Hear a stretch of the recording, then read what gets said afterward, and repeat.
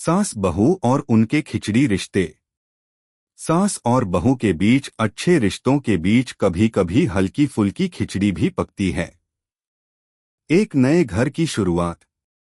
दीपिका अपने नए ससुराल में कदम रखते ही थोड़ी घबराई हुई थी।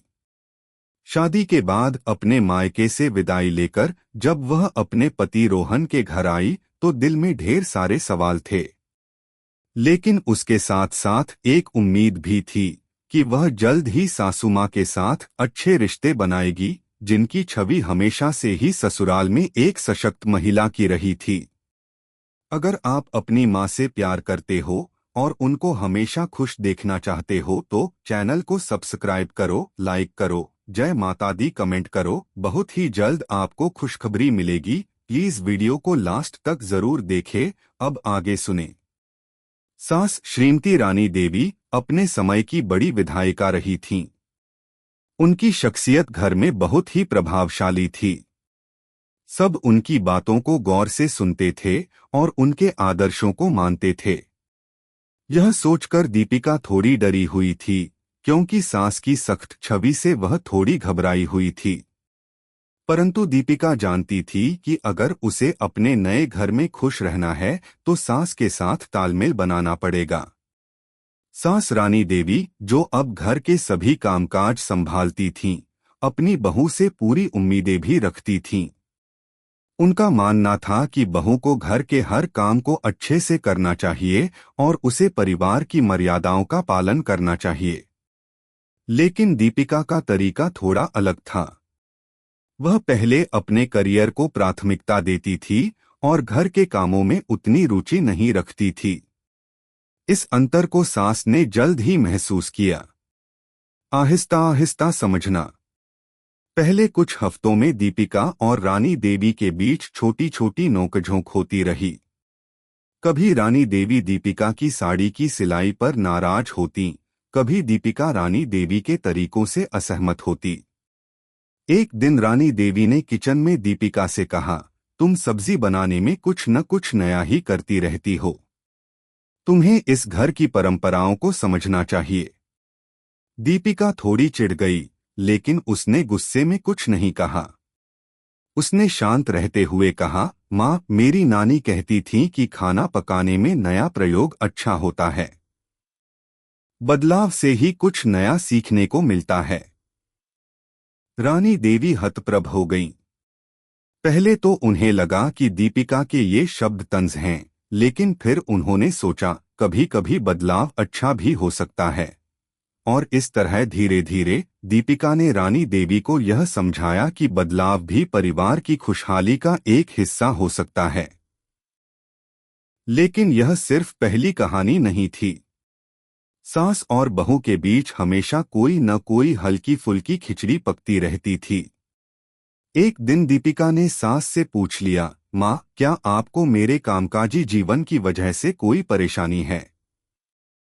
रानी देवी थोड़ी देर चुप रही। फिर उसने कहा, तुम्हारा काम करना मुझे कोई दिक्कत नहीं है, लेकिन इस घर में कामकाजी महिलाएं कभी कभी बहुत थक जाती हैं। उनका ध्यान परिवार की ओर भी होना चाहिए।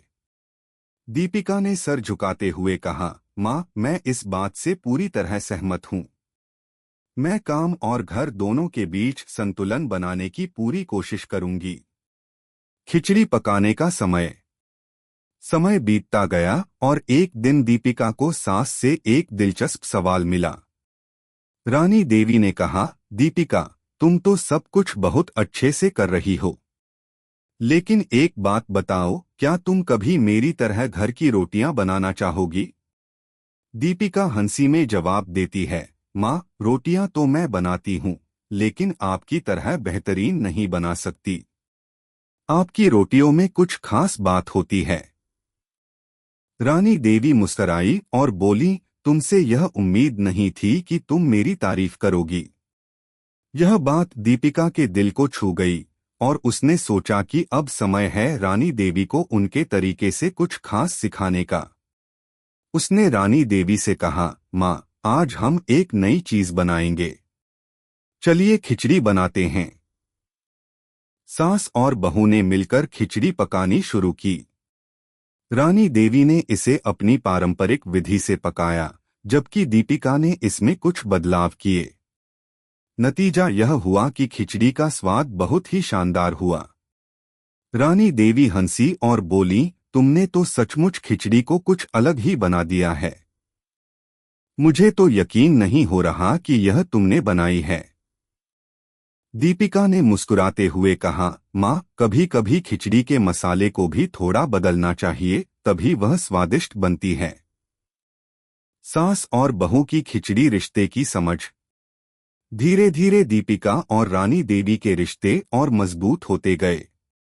एक दिन दीपिका ने सास से पूछा, माँ, क्या आपको लगता है कि मैं आपके जैसा बन सकती हूँ?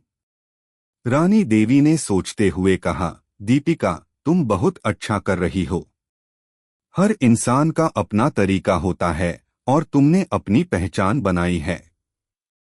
मुझे खुशी है कि तुम परिवार के साथ मिलकर अपने तरीके से घर संभाल रही हो। इस पर दीपिका ने सिर झुकाते हुए कहा, माँ, मुझे अब समझ में आता है कि घर में अच्छे रिश्ते बनाने के लिए कभी कभी थोड़ी खिचड़ी भी पकानी पड़ती है।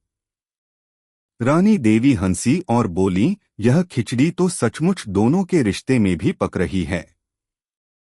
अंत में समझ। समय के साथ दीपिका और रानी देवी का रिश्ता मजबूत होता गया। जहां एक और रानी देवी को अपनी बहू से कुछ नया सीखने का मौका मिला, वहीं दीपिका को अपनी सास से बहुत कुछ सीखने का मौका मिला। उनके रिश्ते में कभी कभी खिचड़ी पकती, कभी कोई हल्का फुल्का तकरार होता, लेकिन यही तकरार उनके रिश्ते को और मजबूत बनाती थी। सास और बहू के रिश्ते का यह सफर पूरी तरह से समझदारी, प्यार और थोड़ी बहुत खिचड़ी के साथ तय हुआ था। समाप्त। यह कहानी एक सामान्य सास बहू के रिश्ते में प्रेम, समझदारी और थोड़ी सी हल्की फुल्की खिचड़ी को दर्शाती है। जीवन में कभी कभी रिश्तों की इस खिचड़ी को पकाना जरूरी होता है, ताकि एक दूसरे को समझ सकें और मिलकर हर मुश्किल का सामना कर सकें। कैसी लगी आपको कहानी? प्लीज कमेंट करो, लाइक करो, सब्सक्राइब करो। धन्यवाद।